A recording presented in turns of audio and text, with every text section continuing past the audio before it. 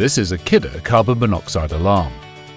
Kidde has a number of different models of CO alarm, but essentially they're all approved to BS EN 50291 and display the British kite mark symbol. They also all share the same common key features.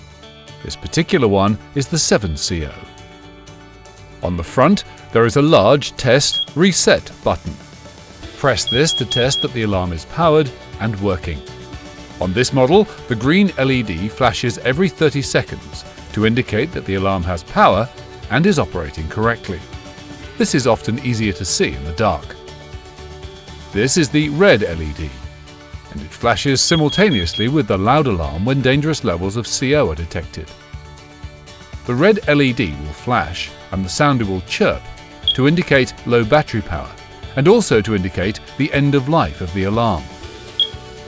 Refer to the user guide for further information about the different signals that the LEDs can indicate.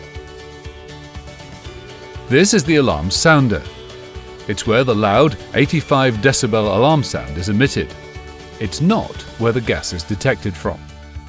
Looking on the back of the alarm, you can see the battery compartment. 3 AA batteries are required in order to operate this alarm.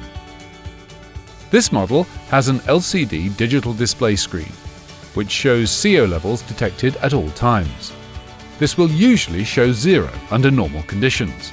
In addition, alarms with an LCD display have a peak level display feature. This means that at any time, pressing the peak level button will reveal the highest CO reading detected since the alarm was last reset. This may help to alert you that CO has been present in your home and that your appliances should be checked.